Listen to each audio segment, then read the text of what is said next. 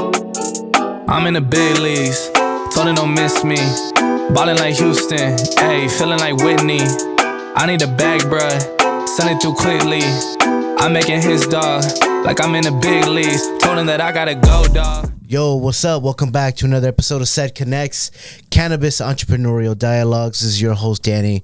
Our mission is to create spaces for people of color, brands of color, minorities in the cannabis industry or in the community to show representation and educate our communities. We're kicking off season 3 here in the infamous NugLife Studios here.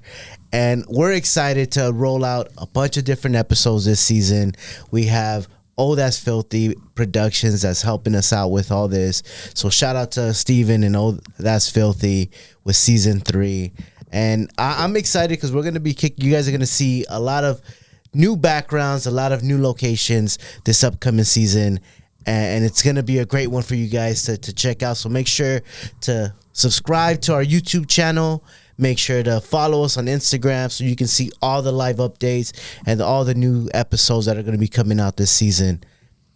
So to kick off, as we mentioned, we're here in NugLife Studios.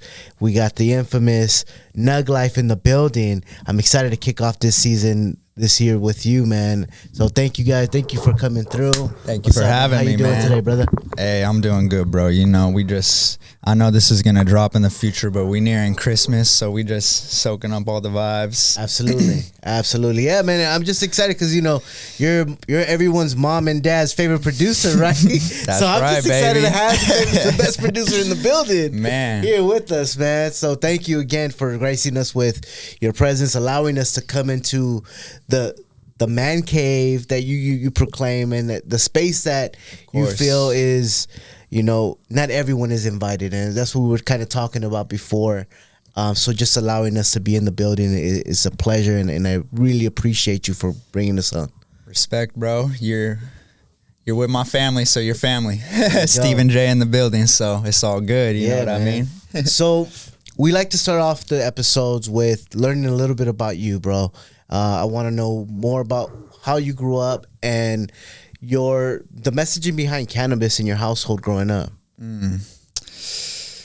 Was not accepted, to say the least. I think, you know, my mom kind of raised me most of the time. I seen my dad every other weekend, typical, you know, kid in a divorce situation. My pops never really stressed off the cannabis. He never promoted it either, had it around when he was neutral. But being in my mom's house full time, I just remember that was the gateway drug. That was the devil's lettuce. That was the... What year are we talking? Man, we're talking, I'm a 95 baby, so, you know, from the 2000s into 2014-ish to like hit high school, you know. And I got 2 big sisters, and one of them kind of gave my mom a hard time with all that before it was my time. Got it. And I guess I learned from that too, how to hide it and how to not get caught up. Yeah, I can see that. But yeah, my mom. What city you grew up in? Man. So I was born at St. Joseph's in Burbank area, NoHo by all the studios. So my dad be joking like, yeah, you were born by the studios, but like, you're just meant to be over there. But then we moved to Rancho as a kid. A lot of my younger elementary, middle school years were in Rancho. Then whole time I'm going to Covina on the weekends though to visit my pops, and ended up moving to Covina in high school. So you're just like a joint smoke away from the city, so always wanted to be in the city and stuff after school or on the weekends, and visiting my big sis who lived in the valley, which is how I met kind of like some older producer heads who kind of took me under their wing when I was younger. But no, going back to the house when I was a kid, my mom I think because her parents passed when she was about 14, so I think whatever they instilled in her, she really carried it. Sure. So whatever those rules about drugs and things back in the 60s and 70s and shit. So I can't blame her for how strict she was. And now, when I was 16 and those producer or music cats took me under their wing, she was like, oh, these are some grown, successful people. They smoke weed every day. Yeah. And she was comfortable with me going to the studios with them and stuff. And after they told her, like, look, if Steve-O smokes a joint with us or whatever, he's good. If you have him out in high school with all these kids in the streets, he might get offered something else. So I think that started to calm her down with it a little bit. Got it. Yeah, man. Makes sense. Okay. And so you're down here, and how did the music producing? Sorry, you touched on it a few times. With your dad saying you were meant to be in the studio. You touched on it with the studio guys coming through and talking to your mom. But how did that start to unravel? Man, I think I was just a curious kid trying a lot of different things from different sports, different extreme sports, paintball, skateboarding, dirt biking, all that cool shit. And always listening to some Immortal Technique or Dr. Dre or some sick hardcore punk rock.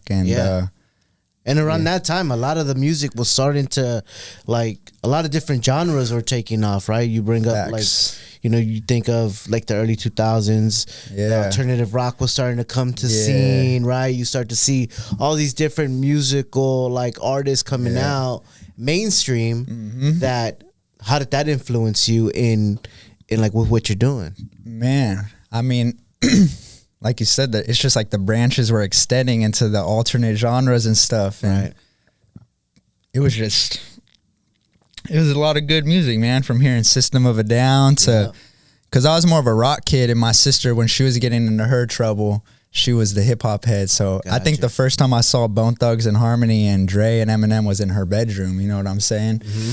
But I think the blend was just beautiful, man, because even though my mom was strict with drug culture, deep down in her heart, she was a hippie, and she slapped some hippie ass music, you know what I'm saying, in the crib, and she didn't even realize it. From Beatles to Elton John to even my pops to the Led Zeppelin, and my mom's other husband, step pops, putting me onto like Emerson, Lake and Palmer and taking me to Amoeba Records. I was like, oh, this is different. Like y'all look square and y'all are real estate agents, but like, nah, y'all got a different beast inside you. Yeah, for sure.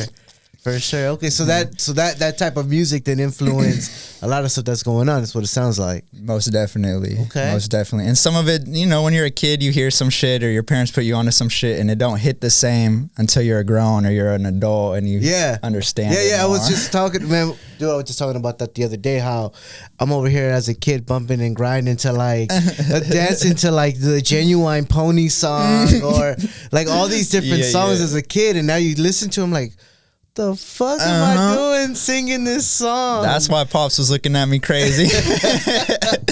Or switch the channel. Yeah, man. So you stayed in here. You mentioned Steve-O being thrown out there. When did the transition from Steve-O to NugLife really happen? And share with us how you come up with the name NugLife. Man, I think I wish I had a cool story where I was like, yeah, this sick OG just called me NugLife in the graffiti crew. Nah, in reality, man, I was trial and error with some weak ass names, bro, when I was 15, 16.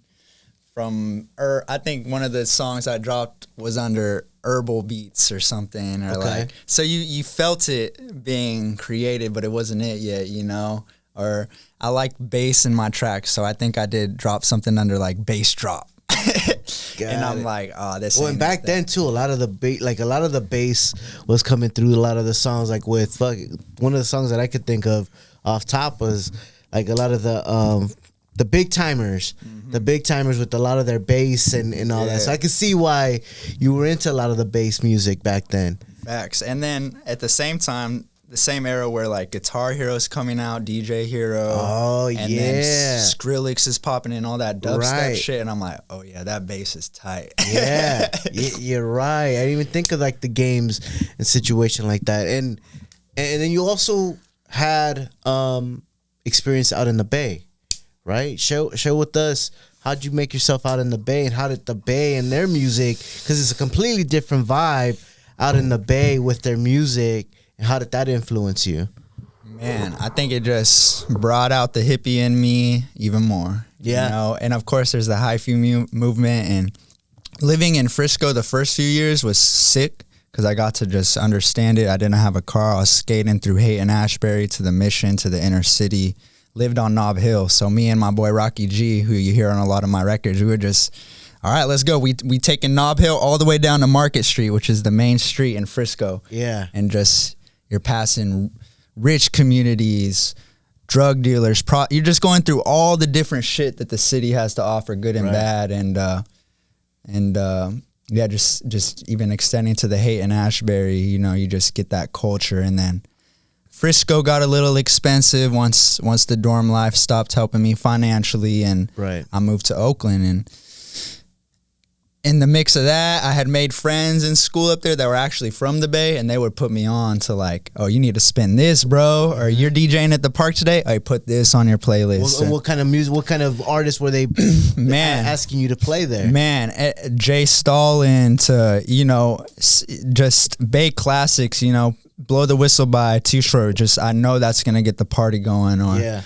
Bass God, you know what I mean? Certain little B songs, I'm like, oh yeah, we about to crank it up. And yeah, that hyphy is, I heard Snoop say one time, like when he travels around the world, he has his set playlist when he's DJing, but he always tunes into the local areas of like, he'll grab a few songs from their scene. And I was like, oh, that's what that is. Like, you go to the Bay, you got to know what you're doing. You know, you can't just spin anything really. Right. So I think it was a mix of hip hop, and I had a punk rock band that was helping me. Shout out to Warvie Kaza. They were native as well, so they were putting me on a lot of shows to open up and DJ. So it was just hip hop, punk, and psychedelic music. It was the blend of all of that shit, man. It was crazy. That's insane. That sounds insane, man. It is. So share with us a little more about the indigenous. You touched on it right now. And I know right before we hopped on, you mentioned your grandma. It has indigenous roots. Share with us, what was that like growing up? What does it mean to you now? Man, shout out my grandma, man. Full-blooded Native American woman from the Laguna Pueblos in New Mexico. You know, she was over there with her parents, but in her life, she got relocated essentially to east side of San Diego, East County, which is where my dad lives now, on Barona Indian Reservation. And so, you know, as a kid, being raised by my white mom, it wasn't pressed on me as much in that household, of course. Right. My dad would throw his, you know, he would let me know here and there. And as I got older, and like I said, I met that punk band, Warvie Kaza, and the lead singer goes, oh, you're native? He saw like a dope Indians jersey I was wearing, but it was like custom. It had all these native faces on, and he pulled me aside. He's like, yo, come to this SweatLodge with me, bro. Come to this ceremony. He was deep into all those. He would do all types of ceremonies, and he took me over there, and I did my first SweatLodge at probably like 18 years old. And I should have been did that, to be honest. I should have been did that as a younger man on the res that my dad lives on. But, you know, when my grandma was 18, she left the res to move to L.A. Yeah. She was one of the outcasts, if you will, because, I don't know, man. It's kind of like one of those double-edged swords where it's like, are you betraying us because you're leaving the res, you know? But she had to go see what else the world has to offer. Yeah. So she went to... she lived in the projects in East LA, and at the time the projects weren't bad at the time. I hear beautiful stories about those areas from when she lived there. And, you know, I guess that her doing that has led my life to be what it is as a city native, if you will, and suburban native too in my younger years. And having to discover that and dig into those roots myself, and through native homies or things I see, gatherings, you know, just pulling up, or even reaching out. A track I dropped in November was with my homie Dakota Bear, and he's native from Treaty 6 territory in Canada. And I met him because of Zay, low key, not directly. Shout out to Zay Tovin, man. And she put me on to Underground Hip Hop Blog and their native podcast, LA Natives podcast, because she's like, yo, y'all should fuck with Nug more because he's native. So through the 6 degrees of separation, then they introduced me to Dakota, and it's it's just crazy how it unfolds, and just it's a never ending journey, because I was just talking with my aunties and my grandma last night, like, yo, every time I go to a bookstore or I go to a fucking record store, like, the native section is the smallest section, if there is even a section. And I was just gonna ask, like, what does that look like in the music world with, you know, having a native genre, if that's even how you consider that? Yeah, I mean, there's definitely native genre music, but it's hard to decipher the native creators who are doing just other genres, you know? You don't realize how many are around us. And of course, our bloodline is thinning with every marriage and every set of generations if you're not wifing up a native, or, you know what I mean, have a native husband and you're native. So it's it's a trip, man. It's a trip. I think it's inspiring me to, like, I don't know, man. I feel like one day I'll have like a record store, like a studio hidden, but the record store's in the front. You don't really know I'm back there, but it might have a lot of like native shit I've collected over the years and just bought out all these shops or some shit. Like, let me get all that, because y'all don't really care about that. Let me get that, you know? Let me get two, actually. Let me get one for me, and, you know. Right. But, yeah, man. Yeah. I got lost in the question there. No, you're good. You're good. No, it sounded dope that, you know, just the ideas that you have related to, you know, the music and how you're trying to bring more native, you know, music artists into mainstream, or at least out in the open, with trying to collaborate and work with them. Talk to me about how, when you think of cannabis and the spiritual healing and community that it brings, along with your indigenous roots, and how that intertwines, how does that, like, work in your everyday life?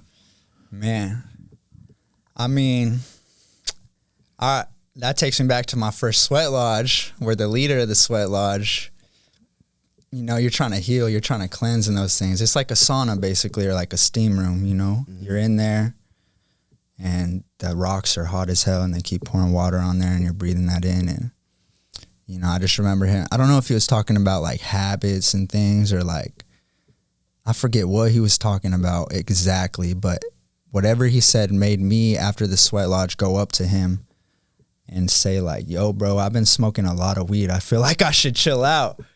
And he was like, honestly, man, I think you're all right. Like, our people used to do a ceremonial. We used to hike to the top of a cliff and smoke some tobacco, bro. Like, don't overdo it, but just respect it, you know? Relax, bro, if you feel something in your body. So that was a younger period where I kind of got taught something in that. Yeah. And, but I mean, you know, I think a lot of natives, you know, they chiefing, man. They chiefing. Yeah, for sure. Absolutely. There's a community out there. Yeah, for sure. So talk to us a little more about the studio and the music that you have out.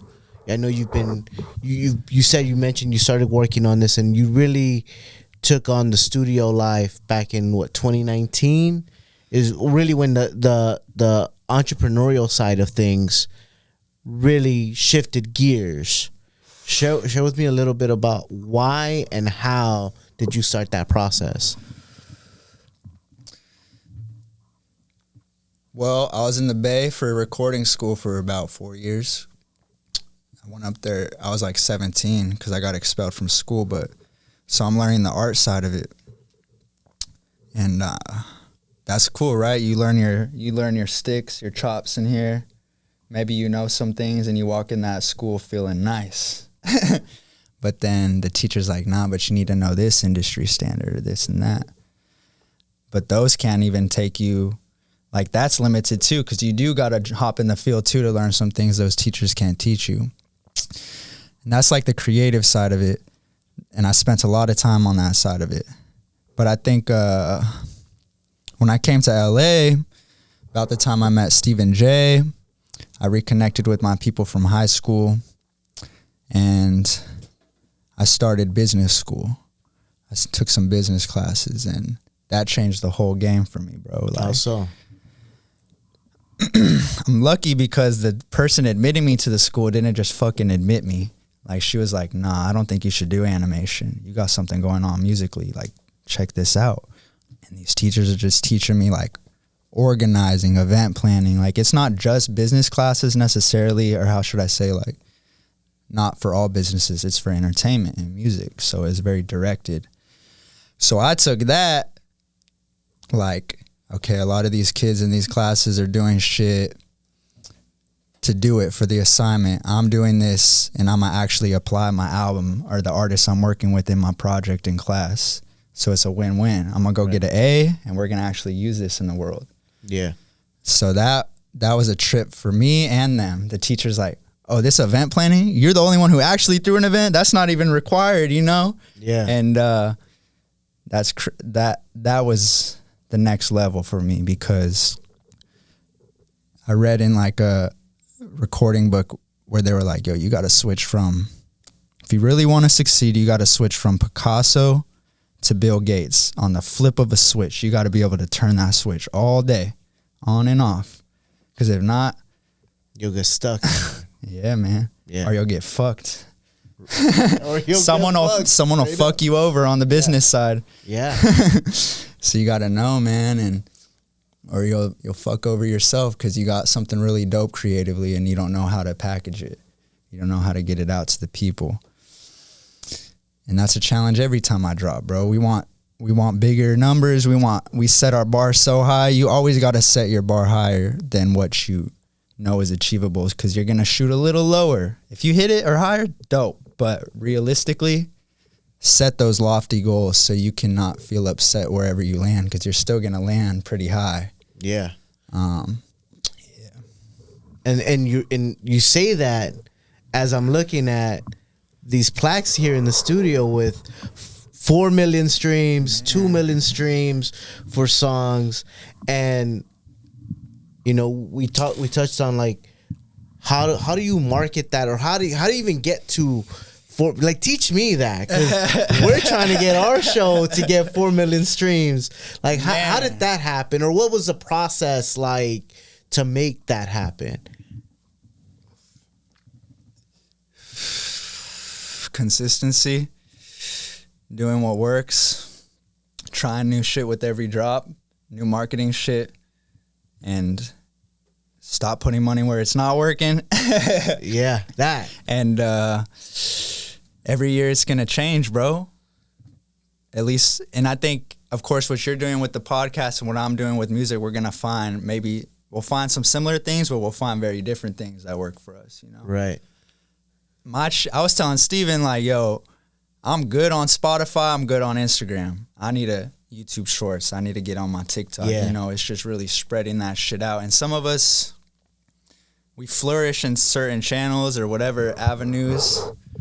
And, you know, like, there's certain homies, or not even homies, like people I admire that YouTubers, and I'm like, oh, your Instagram ain't popping. Your YouTube's popping. What the fuck? Yeah. So however we can, it's cool to work on one avenue for a while, but don't forget all the other ones and shit. Right. You know what I'm saying? And I'd say that's the basic to it. But the deeper part is just like every year I type in something in YouTube, like in Google, like I type all types of shit in, but specifically to music, I'd be like, yo, like, I'll say something like best music marketing techniques 2023. That's something I'm going to type in around New Year's, January to February. And I'm going to find some new shit that they didn't talk about in 2022. I'm going to try that shit. There's going to be shit that works for me. I hate to call any companies out. So there's like, I'm not going to call them out, but there's a playlisting company that like I've been using for many years. And they help you get on Spotify playlists, so you don't have to necessarily reach out to them and take 10 minutes per person to track them down, find their social, send them a message to maybe get your song on a playlist. So there's playlisting companies you could pay if you got a little bit. You're talking about the playlist like on Spotify, when you're scrolling through Spotify and there's like the gold albums, or like the Rap Caviar type of playlist. Those are the playlists you're talking about? Well, Not those specifically, because a lot of those are generated by Spotify, and Spotify has to put you on those. So I'm talking about like ones me and you can make. Okay. But because we're popping or we're an influencer, people are actually slapping that shit. Yeah. And the algorithms detect that. And like even today or yesterday, I was on the way home and I'm slapping my normal Spotify songs, but then it just plays a random song that's not in my shit. And I'm like, ooh, this shit just took me back to some old shit. And sometimes you're happy, sometimes you're not liking the shit it throws you. So that's essentially what they do for you, is they start throwing you in to similar artists in front of new listeners' ears. And I think, but yeah, going back to that company, they've been very beneficial in that, whether I put 300 per song drop or 500, whatever I could afford. And they'll pitch you to some of those playlists to get traction, to get those random pitches into new listeners' ears. And hopefully they'll save that shit and then keep it in their normal daily, personal, whatever you call it, catalog. But, that company, I'm not gonna pay them anymore because I don't like what I'm seeing with the numbers. I saw that the stream started to only happen from like one European country. So it's tripping me out that like a lot of this, that tells me, oh, y'all are only getting me on playlists from like Finland. I'm done with that. I'm LA, you know what I mean? Yeah. So I found a new technique that I'm using this year, which is like, I don't want to plug them too hard, but like the marquee on Spotify, like I think that's just very beneficial because when you log into Spotify, you see like your new favorite artist drop. It just pops up before you get to even maneuver in Spotify. It asks you if you want to listen to this new drop by an artist. So I feel like that's a better place to put my money right now today. That might change. Yeah. How much have you invested so far? Like a rough estimate in these projects. Like that, huh? Everything, bro. Everything. I can't give you all a number, but whatever you got in your account, everything, bro. Yeah. Everything, bro. Everything, bro. Like to start a project, like you need a bag, bro. But at the same time, you can't let that shit get in your mental if you don't got a bag, because then you're never going to start that fucking project. Right. And people be psyching themselves out. And a lot of times, if you have that project, you can go get a bag from someone else. Mm-hmm. I haven't been always successful with that, but OPM, baby, go to a label, go to a small, give them a percentage or tell them. And how do you know how much is enough in a percentage? What's the situation? Okay. So let's say someone that doesn't have the bag to start the project, but they have this idea. They may have the artist. They may feel like they have the right beats to do this. Yeah. But they don't have that. It's like Shark Tank, baby. How much money are they going to put up for you? They're going to give you 10 bands? All right, let me give you 10% till I can pay you back 10 bands if you really like me. If you really like me and you're balling, just give me 10 bands. Why the fuck you trying to take my shit? If you really got it like that. Right. Oh, but like really though, like there's even advanced companies like that'll just give you money based off your streams, and I'm pretty sure they take like 20% or something, roughly, give or take. And I don't know, man. Yeah. I don't know. It's a thing where like it's not even worth giving percentages to me to an extent, but if the resources are there, it could be good to spit out one project with someone like that, you know what I mean? Right. And then go back on your way. What would be some advice that you'd give to someone that is looking to get into like producing and really get into this like industry? YouTube Academy, that's your school.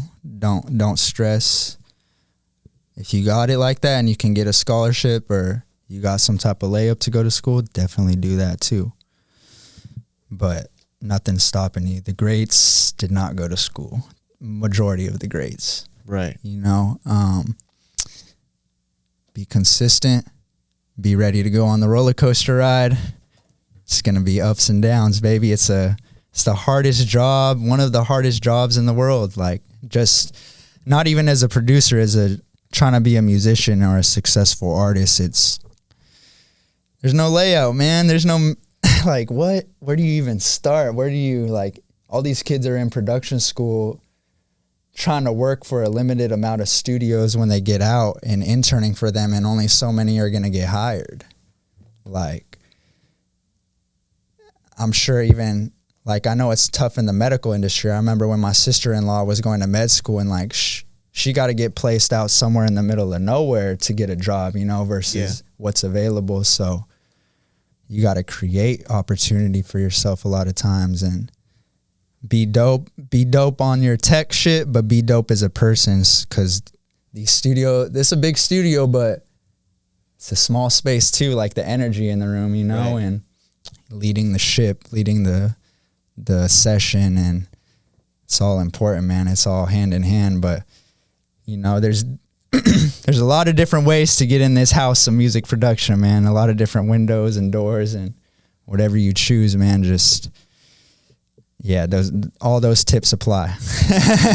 Now, going back to like the streams and the success that you've had with a lot of streams with the music that you produce, how difficult is it with the name NugLife? Like, how many obstacles, how many hoops do you need to jump through to even just put any posts on like social media, because you have Nug? Like, when you think of cannabis companies, a lot of these companies run into blockages. They run into their sites going down because of the nature of the industry. Your name is, you know, front and center of this. Like, what are those obstacles, and how have you overcome them? Well, I'm pretty sure I'm still shadow banned on Instagram. Pretty sure I still can't pay for ads anymore on Instagram. And that's all because of I wouldn't say the name, essentially. Okay. It's stuff that's in the background of posts. I think the first time I got in a lot of trouble on Instagram was when I posted a dope ass clip of me and Noah James talking. And Noah James is like, he's a talker, bro, and he'll spit some shit to you, you know? Yeah. So I posted a clip of him giving a gem basically in the studio, like a 15-second clip. I don't even think I was smoking like this, bro. I had the blunt down here and he's spitting game. Somebody reported that shit on the gram. Boom. I can't do ads anymore. And that was a big source of getting new followers on Instagram for me, because I would post my live beat videos as a story ad or a main page ad. And then they would just follow me, you know? I would make it so it clicks go to page and they follow me because they want to see more live beats. So then I had to tell Yazid, my shooter, my cameraman, bro, I can't be having all this weed all the time if I want to promote it on Instagram, or even when I do music videos. I got to find the 15 seconds in the video where there was no smoking or weed and promote that clip on my label's Instagram now, not on because I can on NugLife. So I'll go promote that clip of that video from High Def Entertainment on the story, knowing, all right, it's clear, it's not going to get flagged or whatever. And then I'm going to make it link to the video, not even to my label's Instagram, just straight to the YouTube video. But, yeah, that was one thing. That was more the social media side. But I mean, even in the earlier days, I think it's good with the in-person interaction, because like they either really get it or they don't, and you know if they're a stoner or not, you know. Right. And at that point, it's like, all right, they fuck with this, and I liked how it made people laugh. Like when it was on a shirt and shit, they were like, I like that NugLife, you know what I'm saying? But then other people don't know what it is, and you're like, oh, I got to explain this to you now. You probably a square, like, you know? But even one of my first beat tapes I did when I lived in the Bay, dope-ass smoker homie did the artwork, brilliant artist. Versace, I know you see me, man. He just kind of laughed like, yo, bro, like, is this for everyone or not? Like, he said something along the lines of like, my girlfriend kind of I forget what his girlfriend said to him, but like NugLife, like not everyone's gonna like that, or that might have, I don't know what she said, it might offend somebody or the stoners. And I was just trying to be like, yo, it don't matter, because if they like the music, they're either gonna get the name or not. It's about the music, like if they hear it, unless they discover the merch first or whatever. But and how did you advertise that? If you mentioned you couldn't pay for the ad space, how were you able to then market and advertise your work? It takes a lot, bro. So it started from these stickers, all these little fucking stickers, because I'm a little graffiti skater head. I remember my dad bought me a bunch of stickers. Like my window in the car had stickers growing up. It was smothered in stickers. Yeah.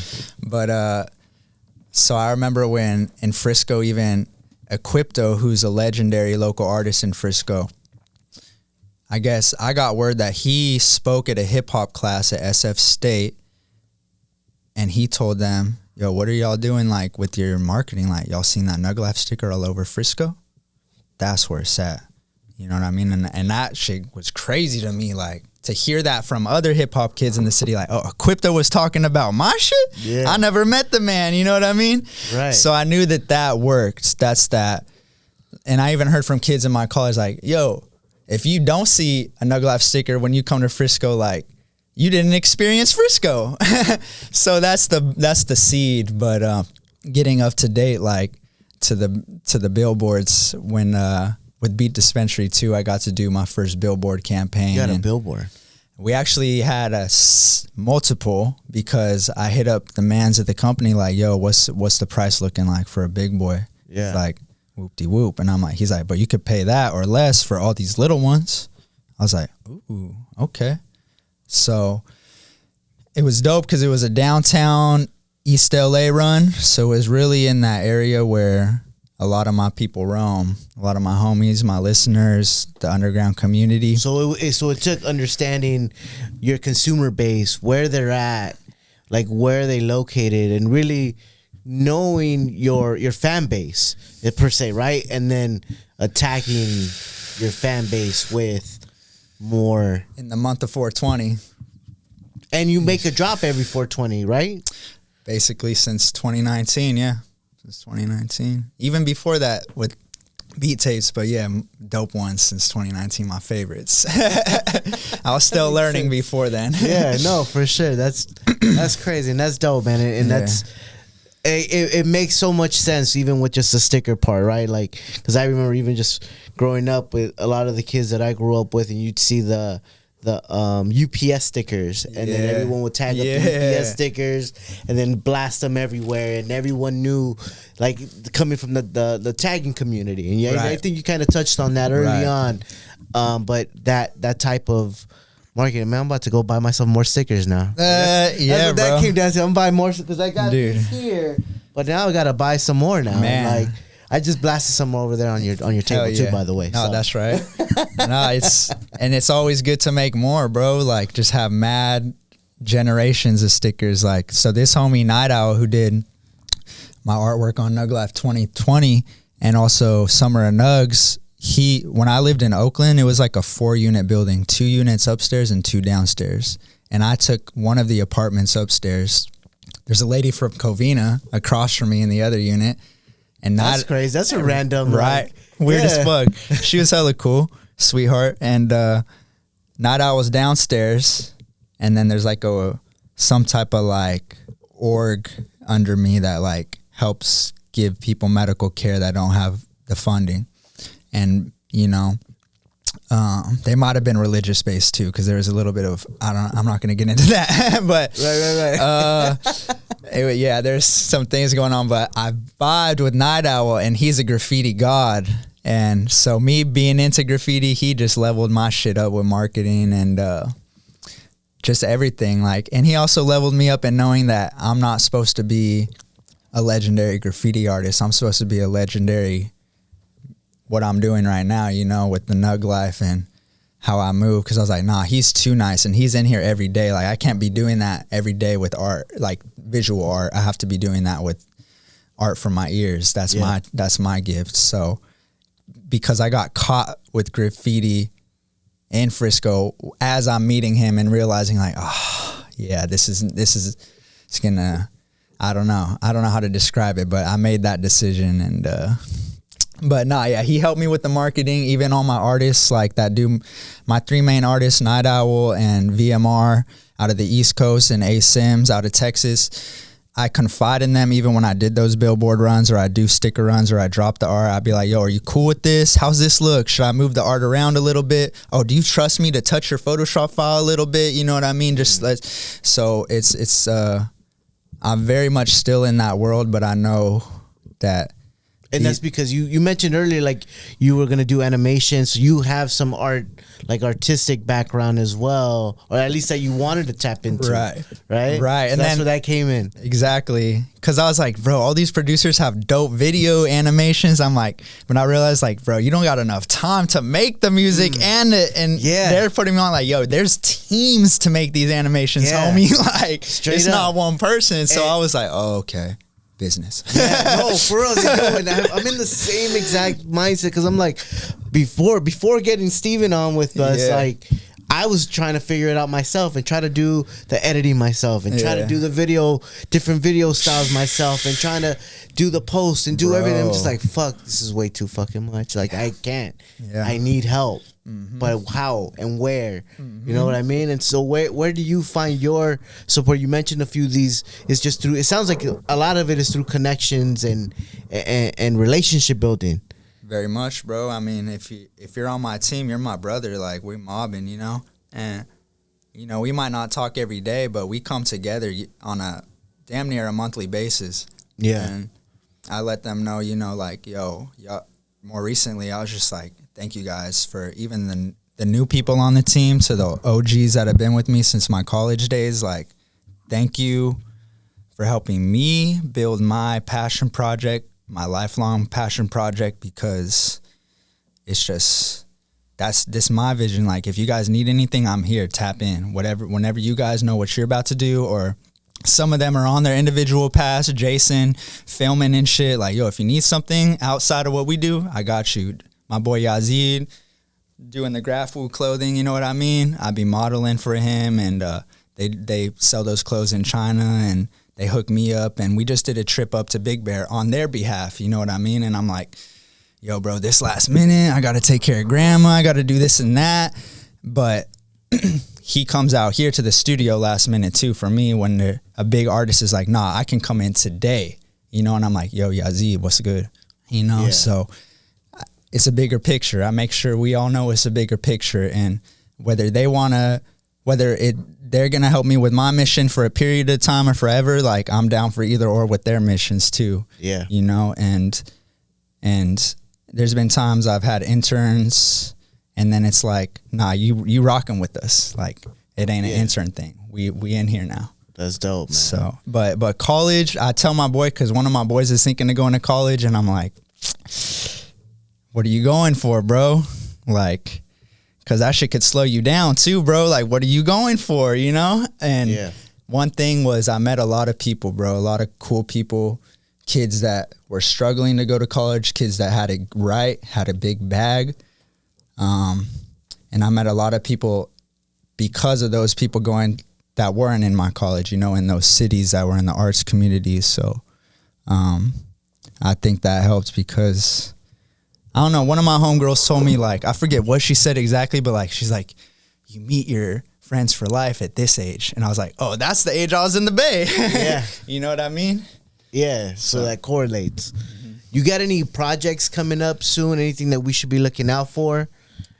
You brought up that you got artists that come through the studio and you need that help. What's coming down the pipeline? And who are some of the artists that you have worked with, that for folks that may not even realize that it's you on the track or you that produced? I see what you're saying. Shit. I mean, Planet Asia, Vel the Wonder, Underachievers, Dizzy Wright. Yeah, that's a few of the big dogs that I'm like, very proud of working with them. Yeah. That's dope, man. Yeah, man. Shout out my homies, though, day ones, because, I mean, that's the in-house people. So we're trying to make that turn them into those people. You know what I mean? Right. Yeah. Any new projects coming down the pipeline? Man, right now cooking up got a lot of songs with XP the Marksman, Funk P, you know what I mean, too. Funk P's out of Compton, XP's out of the Valley, you know, dope, like next generation of Griselda, basically, if I could put it simple. Okay. And Velda Wonder, me and her been cooking up for years, and it's like, it might be that time, you know, to open the floodgates. So those are two things I'm excited about. You know, I'm always thinking about NugLife solo joints, figuring out what I'm going to do this 420 and next 420, you know, trying to get ahead of myself. But how far in advance do you start planning for the 420 drops? Normally about now I'm cooking. Okay, so around September, November, if I can. If I can, I'll start rolling out singles now. Hit a single on the new year, hit it into the February, March, and then go in, you know? Let it ride out into the summer. Normally get some other projects flowing, collab projects and shit, but it's been a mean NugLife 2024 campaign. You know what I'm saying? Vote for NugLife, for Prezi, man.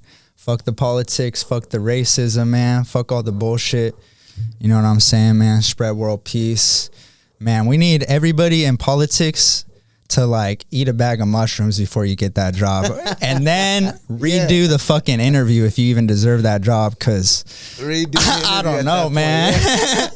Like, what the fuck, man? But that's something I'm actually working on that one, right? And that's 2 years out, you know, that's NugLife 2024. So the sooner I can start working on shit, the better. Yeah. Man. If an artist wanted to tap in with you, how would they do that? Instagram, my website. Yeah. What's that? What's the Instagram? What's the website? NugLife Productions on IG, man. NugLife everywhere, NugLife.com. You know, just send a message. Not like, let's collab, but, you know, send your work, you know, be professional. Hopefully you have some dope shit. And if it doesn't, you know, motherfuckers is busy, man, you know, so there's a lot of people I want to work with that I don't even have the time right now, you know, just to keep things afloat. And I'm only one man. I can only make so many beats. So for the underdogs that want to work with me, because I'm still an underdog too, you know, I would say, just keep grinding, you know what I mean? Keep making dope shit. We're supposed to cross paths if it's meant to be. It's not even a question. Is there an artist or a producer that you'd love to work with, and who is that? Dead or alive? Man. I think off tops, Mac Miller's one that I'm like, ooh, he really took me through my years of high school and college. Yeah. That shit's crazy, man. There's a lot of people I would love a post-humanist verse from him. Capital Steez, like Sean P. There's a lot of dope cats. But alive right now is crazy because I just opened this, bro. Like, all these people. That's little dogs to big dogs. But I'll just say some big dogs like, shit, Evidence. You know what I'm saying? Quasimodo. I ain't saying Madlib. I'm saying Quasimodo. Like, I want him in his high-pitched voice. Like, that'd be crazy. You know what I mean? Because you haven't heard a Quasimodo drop in years and damn near no features, you know? Yeah. So that would be ridiculous, you know? Just a few. All right. To wrap up, man, is there any shout-outs that you want to do? Shout anyone out? Then here's your chance, man. Man, shout out yourself for tuning in. Yes. Hopefully you lit up, smoked a blunt. You know what I'm saying? Smoked, maybe not a blunt, too much chemicals. Smoked some trees. I got to knock those off. Man, shout out my team, the people I was talking about, man. Yeah. Yazid, Frankie OG, man. Jason, Yusuf, man. All y'all. Because it takes a village. All the people that have helped me along the years. Stephen J, you know what I'm saying? We in here, baby. And man, shout out to people that are just waking up and being their best self with what the fuck you got every day. Yeah. And for the last time, shout out your Instagram and your website again for us. Man, NugLife Productions on IG, nuglife.com, NugLife everywhere, you know what I'm saying? Go slap some NugLife on your favorite streaming platform. You don't gotta just use Spotify because I talked about it. Go wherever. That's just what worked for me. Right, absolutely. And I'm gonna give my shout outs, my little girls as always on every episode. Dalia, I love you. Rosie, I love you. Yes. Faith, love you girls. You guys are everything. Shout out to my dad Jay. He's actually here in the building today. Man, he's here. So he flew out from Miami to spend some time in the holidays, and so we have him. He's rolling around with me today. That's right. Here in the studio, and now we're gonna make some deliveries after this. So yes, shout out to him, man, and shout out to That's Filthy Productions and Steven, man, for again joining the team and making season 3 another upgrade, man. Because if every season that we've done, at least through Set Connects, we've upgraded in some way, shape, or form. And every time I say like, "Fuck," I don't even know how I'm gonna outdo the last one, and somehow we figure it out. Yeah. So season 4, that I'm already thinking ahead, like how are we gonna outdo this? And I'm pretty sure we're gonna figure that shit out too eventually. Man, the universe is gonna give you some options. Absolutely, man. But with that being said, guys, thank you guys for tuning in. Again, make sure to subscribe to our YouTube channel. Watch us on Ced Connects, CED_Connects on Instagram. And Nug, thank you. Appreciate you for coming through, allowing us to be here again. Man, Ced Connects. That's Filthy in the building, man. This your boy NugLife. Roger out. Yeah.